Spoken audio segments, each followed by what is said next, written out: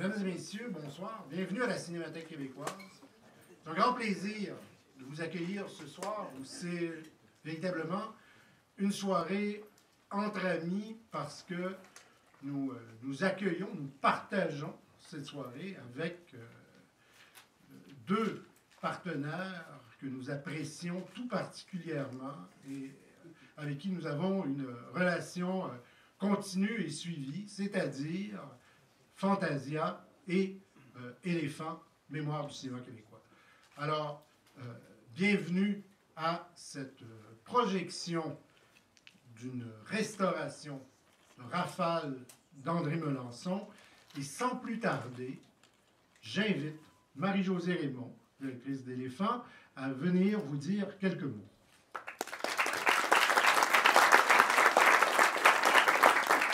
Merci Marcel, parce que c'est devenu notre rendez-vous mensuel. Éventuellement, ça va être notre rendez-vous qui va accumuler les années, parce qu'on a déjà plus d'un an de collaboration. C'est un grand plaisir parce que c'est vrai qu'on a beau numériser et restaurer les films québécois, encore faut-il les voir sur grand écran. C'est pour ça qu'ils ont été faits et c'est grâce à notre collaboration avec Marcel, ici à la Cinémathèque et à Québec aussi, avec le Musée national des beaux-arts de Québec, qu'on peut faire partager ces films magnifiques sur grand écran. Et puis, je veux juste vous dire que c'est un des films d'André Melançon assez particulier parce qu'il a fait surtout des films d'enfants ou pour les enfants. Et là, le fait qu'il s'intéresse à un film pour adultes, en plus un thriller, ce qui est quand même pas dans nos habitudes ici au Québec, c'est particulièrement original de la part d'André. On a une tendresse particulière pour lui parce que lui aussi, on s'en ennuie énormément. Et j'ai un petit... André Lachapelle devait venir, elle a malheureusement pas pu se dégager, mais très heureuse qu'on fasse cet hommage à un film d'André Melançon qui est si peu connu. Mais surtout, ce soir, ça scelle une autre amitié avec Fantasia, parce que Marc, où est-ce qu'il est, Marc? Marc, viens-t'en ici, au moins qu'on puisse dire, parce que on a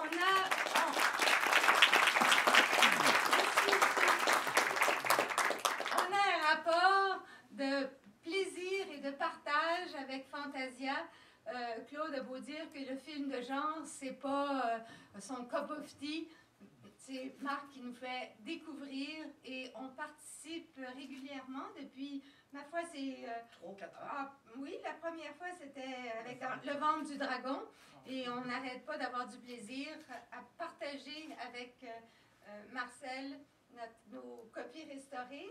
Et après, ne partez pas parce qu'on a le grand plaisir d'avoir les deux vedettes du film qui sont ici et qui vont venir répondre à vos questions parce que maintenant, on se rend compte que ce dialogue avec le public, que Claude Fournier filme, c'est pour ça qu'il n'est pas ici, il filme, parce que en général, sortent de ces échanges avec le public des choses que les gens ont jamais dit avant, que les acteurs ont jamais dit avant. Puis je compte sur Marc pour faire sortir tout ce qu'il y a de pas connu de nos deux, Marcel Leboeuf et notre Denis Bouchard, qui sont vraiment, comme vous allez voir dans le film, merveilleux. Je vous invite à les applaudir.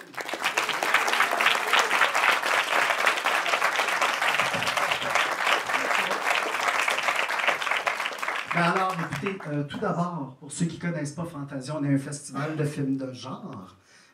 Donc, on se concentre sur les westerns, sur les films d'action, sur les comédies, les films d'horreur, les films de science-fiction. On se colle beaucoup au genre qui marche chez les 20-40. Le festival a commencé déjà depuis la mi-juillet et se continue jusqu'au 2 août. Évidemment, Fantasia, c'est un film qui est surtout axé sur les nouveautés, les primeurs internationales, mais on a aussi un devoir de mémoire. Parce que si notre but, c'est de présenter, notre but, c'est aussi de présenter le prochain Denis Villeneuve, mais c'est aussi de revenir sur notre histoire, puis comprendre, puis donner une chance à ces films-là qui ont été oubliés, snobés ou carrément négligés par l'histoire du cinéma. Et en quelque part, Rafale fait un peu partie de cette histoire-là. Ça fait 1 an que Éléphant et nous préparons cette restauration-là. L'année dernière, après la dernière édition, Marie-Josée m'a dit « Qu'est-ce que tu aimerais faire l'année prochaine? » Je dis « Rafale. Il faut absolument faire Rafale. » Et avec malheureusement le décès de M. Mélenchon, ce film-là est encore plus d'actualité. C'est un film qui, d'une part, comme vous dites, est un peu comme un ovni dans l'œuvre de M. Mélenchon, parce qu'on le connaît surtout pour ses films pour enfants, mais en même temps, quand vous repensez à la guerre des Tucs, quand vous repensez à Bac et Bottine, l'hiver est très important. Quand vous repensez à ses premiers films comme Les Six Doigts de la Main, ou ses premiers courts-métrages, La Course de Taco, le violon de Gaston, Les Oreilles mènent l'enquête, c'est des films où Montréal est essentiel, urbain, mais lui, il ne s'intéresse pas au centre-ville, il s'intéresse vraiment à ce qui se passe autour. Et c'est dans tout ça, je trouve, que Rafale fait son sens. Et comme disait Denis Bouchard tout à l'heure, l'hiver est probablement le personnage central du film. Et ça, on pourra vous en reparler tout à l'heure. Donc ça, c'est quelque chose que je suis ému de vous présenter ce soir. C'est un film qui me tient à cœur. C'est un film qui, je vous dirais, un peu comme Pouvoir intime ou comme Un zoo la nuit. C'est un thriller, mais avec une portion humaine tellement grande, une tendresse pour ces personnages et pour cette zone grise-là où il n'y a plus de bons, il n'y a plus de mauvais, il y a juste des gens qui survivent et qui font ce qu'ils peuvent en fonction du contexte qu'ils ont social. Et ça, c'est une chose qui me touche beaucoup. Et Marcel et Denis, c'est peut-être parmi vos meilleurs rôles ever à l'écran, télé et cinéma confondus, du moins à mon goût. Après ça, c'est une question d'opinion. Et ça va être au public de décider. Mais voilà, c'est toutes les raisons pour lesquelles j'ai programmé ce film-là. De plus, ce film-là, depuis la VHS, n'a pas eu de vie numérique. Donc, ça va être une des premières fois que vous allez avoir la chance de revoir ce film-là depuis une bonne vingtaine d'années. Et il mérite d'être vu. Et là, en plus, il va être vu en restauration 4K. Et donc, le film va probablement être plus beau qu'à la première du film à l'époque, juste à cause de ça. Et donc, avec tout ça en tête, je remercie la Cinémathèque de nous accueillir à chaque année puis de nous laisser faire nos niaiseries. On a un cycle avec Larry Cohen, avec toi. On a des films jusqu'à samedi. D'ailleurs, si vous aimez André Melançon, on a aussi Simon les Nuages, ce samedi, en présence de Roger Quentin, un autre film qui a été malheureusement oublié et négligé par l'ère numérique. Vendredi, un film extrêmement spécial, Gilles Carle, L'Ange et la Femme, en présence de Carole Laure et de Lois Furey. On parlait d'ovnis cinématographiques tout à l'heure, ça, c'en est un. Gilles Carle qui fait un film à la Bergman ou à la Jean Cocteau, noir et blanc, 16 mm, une réflexion sur l'éternité, mais en même temps sur l'amour infini, sur l'histoire du cinéma. C'est un film très complexe, mais je vous le conseille vivement. Et puis, sinon, ma foi, il ne me reste plus qu'à vous souhaiter une très belle soirée. Et encore une fois, restez avec nous. Après, nous aurons une séance de questions-réponses avec Denis, avec Marcel. Et sur ce, il me reste juste à vous souhaiter un bon film.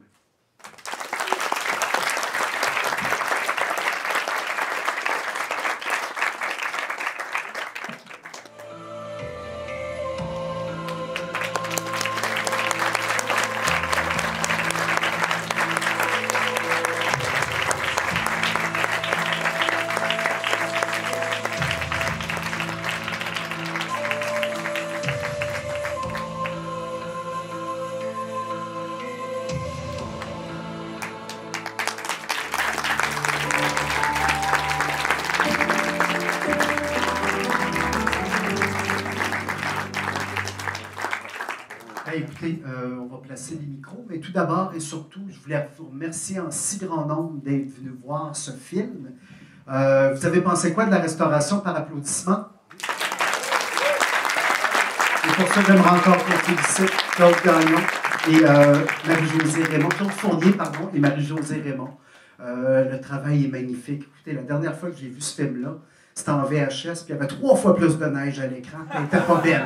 C'était de la slotch, en fait. Là, je l'ai vu avec la vraie neige. Et d'ailleurs, c'est probablement là que tu vas aller. Mais ce que je veux juste vous dire, c'est que cette neige, eh bien, on a ici celui qui a fait la neige, parce que ce ne sont pas des effets spéciaux, c'est de tout. Il va nous dire 2 minutes qu'est-ce qu'il prenait pour faire tout ça, parce que c'était la patate. Je veux dire, j'étais jeune, c'était notre première année qu'on commençait. Nous, rapidement, on venait d'acheter la station de ski Saint-Bruno, puis c'était nos premières expériences de neige. Puis quand Marcel marche, puis il s'en va jusqu'au restaurant, puis vous voyez qu'il y a un moustache plein de neige, puis tout. C'est vraiment, écoute, ça cristallise des souvenirs, parce que je vais vous dire, c'est des cristaux de neige, c'est du froid, c'est du vent. Qu'est-ce qui est surprenant quand on regarde constamment, pour vous réaliser, c'est pas la pelure de patate ou les autres matières artificielles, c'est vraiment un procédé de cristallisation. Ils travaillent constamment dans le froid. Partout, les camions, tout ce que vous voyez. Ça, c'est spécial de le revoir parce que je regarde tout ça, puis en fin de compte, nous, on regarde l'arrière-scène de tout le monde qui travaille à essayer de produire cette neige-là. Puis il ne faut pas oublier qu'une fois qu'un travail comme ça est fait, il faut l'enlever, cette neige-là. Ça, c'est beau la produire. Ça, c'est énormément de travail. Puis c'est le fun parce que l'authenticité, c'est vraiment un milieu authentique. C'est moi, ce qui m'impressionnait encore, c'est de voir le côté frigorifique, le côté froid. Puis je pense qu'on peut vraiment dire c'est qu'en arrière-plan, c'est toujours le fun. Puis félicitations d'avoir participé. Puis moi, merci encore d'avoir fait ce travail-là. Ça a été filmé à quel moment de l'année? Parce qu'il y en a qui pensent que ça a été filmé au mois d'août, parce que souvent les films, on les filme au mois d'août. Ça a été filmé réellement en hiver? Et pourquoi en hiver, on doit refaire de la neige si on l'a déjà? Donc, je veux que tu m'expliques un peu cette particularité-là qui, pour moi, semble un peu ésotérique. Premièrement, c'est certain que on dit neige artificielle, ça c'est de la neige fabriquée mécaniquement parce que c'est un procédé d'eau. Ça, c'est sûr que c'est impossible de le faire. Tout ce qui est fait sous le point de congélation en permanence. Ça, vous le voyez de toute façon, la vapeur des gens et tout. Là. C'est sûr qu'ils sont mieux placés pour en parler, c'est eux qui l'ont vécu. Nous, on était bien en arrière-plan, les autres sont plus ou moins vêtus, on est en train de les geler. c'est eux qui vivent. C'est-à-dire qu'on souhaitait, ça c'est l'hiver 90, on souhaitait qu'il y ait une tempête. Il n'y en avait pas. Il n'y en a pas pantoute. On a décidé de tourner le film en février parce que les probabilités, s'il y a le plus au Québec dans les 50-60 dernières années, c'était le mois de février. Et là, on a un mois de février où il faisait 10 degrés, il n'y avait pas de neige. Ouais. Alors, la tempête que vous voyez à 90 %, elle est fausse, elle n'existe pas. C'est eux autres avec leur canot en neige qui remplissaient de la neige. Vous voyez dans les autos, par exemple, comment ça allait dans le camion, ou moins dans l'auto, les fenêtres sont givrées parce que dehors, on voit du gazon. On ne voit jamais à travers les fenêtres, on n'avait pas le choix, il n'y en avait pas. Ça fondait partout, c'était Il n'y avait pas des housses blanches, c'est ça? Il y avait des housses blanches, les chars. Il y a un peu tout qu'on voit en arrière-plan, ça là, c'est pas ça passé, puis si vous regardez plus loin, c'est très difficile parce que ça a été très bien fait en passant. Là. Quand on essaie de regarder plus loin, ils ont raison. Il faut faire l'effort parce qu'on ne le voit pas. Ils ont vraiment raison. Parce que techniquement, on n'était pas supposé d'apparaître à travailler parce que la preuve, c'était la nature était supposée faire son travail. Il a fallu donner un coup de main. Alors, c'est pas Dr Givago, mais presque, parce qu'il reste quand même que maintenant, on fait ça avec des blue screens et des gens qui sont dans leur bureau en train de faire, devant des appareils technologiques, en train de faire la neige artificielle. Merci beaucoup de ce témoignage, parce que c'est quand même un film très québécois. Moi, écoute, juste une petite anecdote. On tournait dans le parc Molson, puis tout ça, puis là, tu sais, ça fondait partout. Puis là, les gens nous disaient, Chris, vous n'allez pas mettre de la neige en plus. Parce que on arrivait en quelque part, puis on faisait des bancs de neige partout, puis les chars pognés dans la glace. Puis là, on disait, tabarnak, allez faire. C'est quoi, il fait un hold-up l'été, mais arrêtez, là. Juste pour dire qu'est-ce qui était drôle, je me souviens rapidement, il y avait quelque chose au niveau du maquillage. Puis là, il y avait eux autres, c'est parce que dans le test, essayer qu'on va dire de créer l'artificiel. On a juste dit, écoutez, placez-les dans le canon, là. Il tient son souffle pendant une couple de minutes, il va être complètement blanc. Alors, merci beaucoup de les avoir fait un peu souffrir, parce qu'on sait qu'au cinéma, les acteurs souffrent. Mais qu'est-ce qui vous a amené à faire ce film-là avec Marcel, avec André Mélenchon? Ben, c'est d'abord une histoire d'amitié. Qui nous reliait tous les trois. Ça a commencé par la Ligue nationale d'improvisation. Si vous avez déjà vu notre équipe, André nous coachait, on était l'équipe des Noirs. Et puis, on a fait ça pendant plusieurs années. Et à un moment donné, on s'est dit, pourquoi pas, qu'on n'essaierait pas de faire un film. Et puis, ça a commencé comme ça. On a été sur cette idée-là pendant 4 ans. On travaillait pendant 4 ans. Beaucoup, toi et André, la scénarisation. C'est ça. Au départ, on a fait des brainstorming à 3, puis tranquillement, pas vite, quand il est venu le temps de l'écrire, c'était plus André puis moi qui écrivait. Mais ça a été un long processus. Puis, on voulait se défier aussi. Tu sais, on était connus, nous, comme acteurs comiques à la Ligue l'improvisation. André était connu aussi pour ses films pour enfants. On s'est dit, on va sortir de notre zone de confort, on va s'écrire quelque chose que personne ne voit là, et même nous. Parce qu'il n'y en avait pas beaucoup dans le cinéma québécois, des thrillers, des suspens, c'est quand même assez audacieux. Oui, absolument, absolument. Oui, puis quand je le regarde, là, il y a bien des figurants. Là, on ne fait pas de cheap, tu sais. Il y a des bouts naïfs, mais c'est pas cheap. C'est pas cheap! J'ai jamais vu autant de police. Il n'y a pas de chandail de laine non plus, un acrylique artificiel avec des couleurs. Puisqu'on a le plaisir de vous avoir, les questions, s'il y a des gens qui veulent leur poser des questions, voilà. Oui. Oui, j'aurais une petite question sur les personnages. Comment vous l'avez joué, en fait? Gérard, au fond, est-ce qu'il pense vraiment que ça va marcher ou il est juste désespéré? Oui, je pense qu'il pense vraiment que ça va marcher. Il a un personnage d'une grande naïveté qui se fiait constamment à son frère. C'était fusionnel avec son frère, donc lui, il était sûr que dans cette naïveté-là, ben, tu sais, la journée commence, il est supposé juste conduire l'auto, lui, là, tu sais. Donc il embarque dans cette affaire-là. Puis c'était cette naïveté-là qu'on voulait aborder. J'avais jamais fait ce genre de personnage-là, de cette façon-là. Melançon, on dit Melançon, hein, on pourrait dire André, mais on dit Melançon parce que très affectueusement, qu'on avait surnommé nous autres Melourson, du fait qu'il était de sa carrure, parce que c'était un viking, Melançon. Hein. Et on avait loué un appartement, lui et moi, pendant le tournage. Pendant 2 mois de temps, on est restés ensemble. Pendant tout le tournage, pour s'imprégner de cette histoire-là. Denis venait nous retrouver. On a vraiment, c'était vraiment en symbiose, là, tu sais, vraiment. Puis, on avait donné, en tout cas, moi, c'est le prénom de mon père, mon vrai père dans la vraie vie, Gérard. Toi, c'était-tu le prénom de ton père aussi? Comment il s'appelle, mon personnage? Louis, Louis-Philippe, non. Non, il avait donné le prénom de mon père. On cherchait les prénoms. À un moment donné, quand tu es rendu, que tu dis, OK, tu es rendu à donner le nom à un personnage, et tu l'appelles comment, tu sais. Et puis, donc, c'est ça. C'était vraiment, pour moi, une rencontre avec Melançon. Ça faisait des années qu'on se connaissait. On s'est connus donc en 1980, quand la LNI, en fait, commençait à peine tout ça.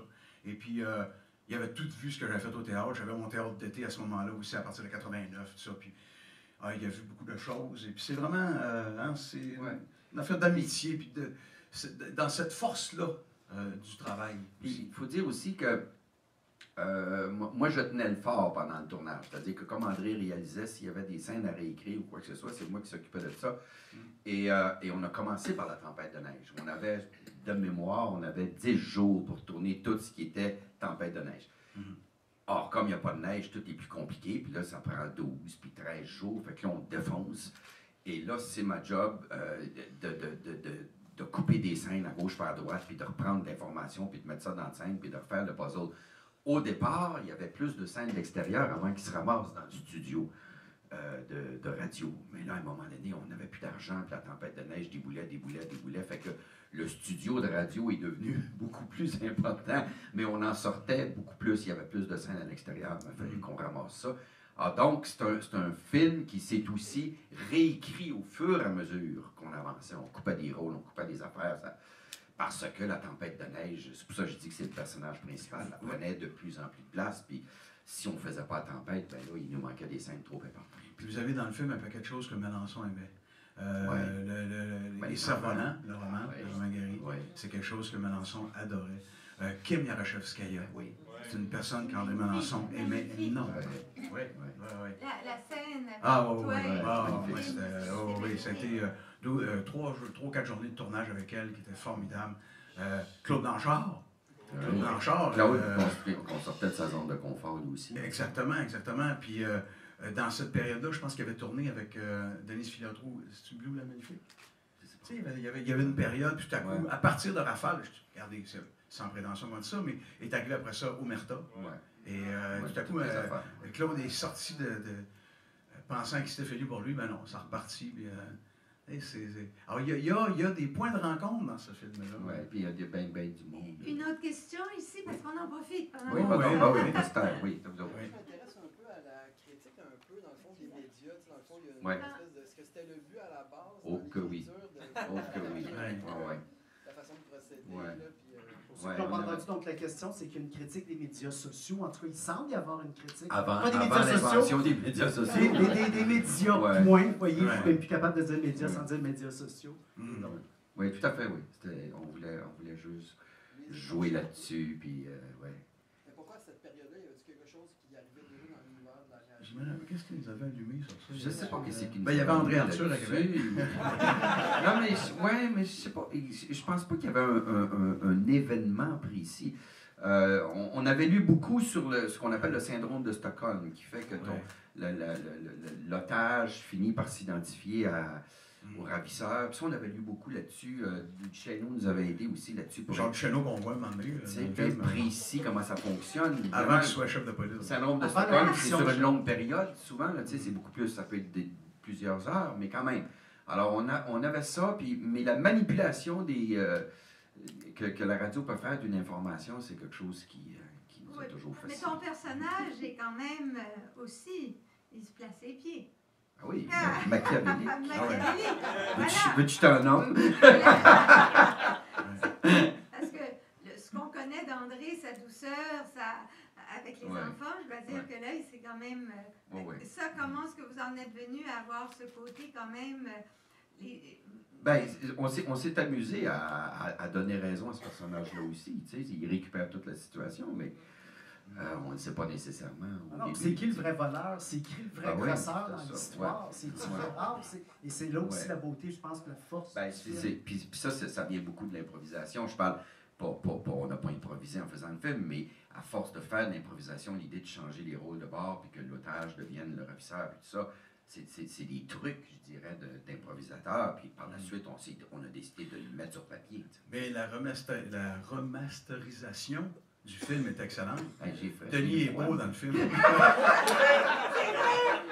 T'es beau bonhomme. Ils ont fait un travail incroyable. Ici, on a une autre question, ici. Mademoiselle? La dame ici? Oui. Déjà le micro en main. Merci pour le film, c'était super bon. On voit au début du film que c'est dédié à John Cassavetes. Oui. C'est ça. Est-ce qu'il y a un film en particulier ou une influence en particulier? C'était le réalisateur favori d'André et il est décédé pendant qu'on écrivait ou pendant qu'on tournait. L'autre, je me souviens plus. Il est mort en 89, en tout cas. Puis André a décidé de lui dédier ce film-là. Il y a des parallèles avec Gloria, qui est aussi, dans le fond, Aussi. un thriller Aussi, humain et humain. Oui, tout à fait. Oui, vous avez dit avant la représentation que c'était après M. Melançon a fait des films sur l'enfance avec les enfants. Mais moi, j'ai vu un moment donné où le personnage enfant écoute le piano de son grand frère. J'ai reconnu la sensibilité de Melançon pour ce qu'est l'enfance. C'est l'importance. Ben, l'enfant avec le Père Noël aussi. Oui, absolument. Puis, tu sais, Melançon, il vient de l'Abitibi, hein, fait que la tempête de neige n'est pas là pour rien non plus, là. C'est quelque chose qui est, je dirais pas qu'affectionnait, là, mais ça y parlait pas mal. Ouais. Ça nous parle tous pas mal. C'est pour ça que c'est vraiment un film québécois. Oui. Est-ce qu'il y a une autre question? Marc? Oui, monsieur. Ici? Voilà. En fait, je voulais savoir, juste pour recouper ces Prenez le micro pour que les ça autres... va, je peux parler assez Oui, fort mais aussi. c'est pour que les autres entendent. Ah, ok, pour les autres. Je voulais savoir, le personnage de Louis-Philippe Trépanier, est-ce que toi, tu le voyais comme un bad guy ou tu voyais quand même qu'il y avait quelque chose d'humain en lui? Est-ce qu'il était Non, il faut que tu sois humain. Il faut que tu donnes raison à ton personnage. Sinon, tu vas jouer le méchant et c'est pas intéressant. Non, moi, c'est un gars qui a une opportunité en or de faire de la radio, d'être écouté, puis il a trouvé une situation. Est-ce qu'il s'est attaché quand même un peu à Gérard ou pas du tout, tu penses? Hein? Il jouait, en tout cas. Je pense que lui, il a joué à s'attacher. Je pense pas que c'est quelqu'un qui peut s'attacher. Il y a une belle ambiguïté dans le il y personnage. a une empathie calculée. Je pense. Mais c'est pas ça qu'il faut que tu joues. C'est ça qui est le fun. Tu joues le contraire, tu fais ça, c'était le fun. En fait, ce qui est beau aussi, et je pense que c'est un des moments que ça m'a frappé, c'est que pendant tout le film, tu es en contrôle. Tu as un regard condescendant, tu as toujours un regard en contrôle, mais dans la dernière scène, tu es complètement paniqué. Tu n'as plus le contrôle, juste avant que tu vomisses. Toute cette scène-là, écoute, il y a un revirement, il y a une rupture de ton au niveau de ton jeu qui est fascinante. Il y a une scène, j'avais complètement oublié, qui est absolument magnifique, quand lui est sur le banc, moi j'apparais de la tempête de neige. C'est comme Léonie, tu sais, c'est comme un genre d'aigle qui sort d'une tempête de neige, il s'en vient tranquillement sur sa proie. J'avais complètement oublié. Wow! Mais sans doute la restauration doit l'aider, il me semble qu'on me voyait. Tu sais que c'était moins. En VHS, tu es rendu mais nous, c'est en 4-3, fait que t'apparais, t'es déjà dans le cadre. C'est déjà là. Mais ça rend hommage à Pierre. J'aimerais ça que Pierre Mignot le revoie parce que sans doute que ce que lui voyait dans son œil, c'était ça. Là, On a le temps pour une dernière question, peut-être? Juste une dernière, puis ensuite, il faut y aller. Mais parce qu'il y a un film à 9 heures. Juste un commentaire. Là, avez-vous remarqué, puis c'est pas si loin que ça, c'est 1990, mais les cellulaires. Sacrifice, la grosse maillotche. Il me semble que ça fait des années-lumière de ça. Les chars sont immenses. Tout est gros. Sauf nous autres, tout est gros. Mais c'est pas là aussi l'intervention de ça. Regarde, c'est ça. Dernière question. Oui. Vous parlez du cellulaire. Moi, je pense entre autres à l'ordinateur. Oui. Oui, aussi. Oui, l'ordinateur aussi. Ouais. Oui, madame? Oui, ce que j'aime bien aussi dans le film, c'est que même si c'est un thriller, c'est sérieux, il y a quand même des points d'humour qui apparaissent de temps à autre dans le film. Et ça pas que ça casse le mood, au contraire, c'est comme ça empêche d'être trop élevé. Donc, j'imagine qu'avec l'improvisation, c'était comme un peu l'entraînement. La pomme tombe jamais bien loin de l'arbre. C'est sûr, quand l'écrivain, des fois, quand on a décidé, c'est parce que moi, je voulais qu'Rémi joue dedans, parce que c'était mon grand chum, puis tout ça, puis quand Rémi a écrit Rémi, ben là, tu sais. Il y a même ma fille Laurence qui est dans le film. Oui. Ma fille Laurence, elle avait 4 ans à ce moment-là. Puis Melançon m'avait dit, hey, tu devrais l'inviter à une journée de tournage, parce que c'était 2 mois, puis je la voyais pas beaucoup, tout ça. Ah, ça serait bien smart. Quand il y a le fameux travelling, quand on s'en va faire le hold-up, Guy Tauvette puis moi, Laurence est dans un panier avec notre gardienne de l'époque, Claudette, puis là, ben, on se croise. Puis en se croisant, Melançon m'a dit, OK, action! Fait que là, on commence le travelling, et Laurence, ça s'en vient, puis là, j'entends, allô, papa! Fait que là, Melançon a dit, coupé! Fait que là, il explique à Laurence qu'il ne faut pas qu'elle dise allô, papa. Fait qu'on reprend, moteur, action! Fait qu'on passe, et là, j'entends, je dis pas papa! Fait que là, Melançon a dit, coupé, il dit, non, Laurence, faut pas que tu parles de rien. 3e shot. Action! Elle passe, puis là, j'entends, j'ai envie de caca! Dans le film, tantôt, j'ai observé, là, elle est bien loin en arrière. Ça, Melançon, il adorait raconter ça. Il adorait se rappeler ça. Première fois que ma fille a fait... Merci infiniment. Merci à vous. Merci André. Vous êtes avec nous.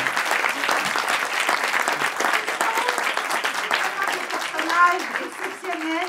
Et puis non seulement maintenant que les gens vont pouvoir le voir sur Illico et sur iTunes, mais en plus cette conversation avec le public sera sur notre site web, parce que c'est très très intéressant d'avoir tous ces souvenirs que vous avez du film, et on vous remercie infiniment. Et puis Marc, merci qu'on ait fait ensemble ce projet il y a 1 an, quand on a décidé de restaurer ce film pour Fantasia. Et ben, on va choisir celui pour l'an prochain. En tout cas, un ou 2 ou 3 pour l'an prochain. 1, 2 ou 3. Oui. Merci infiniment. Merci tout le monde.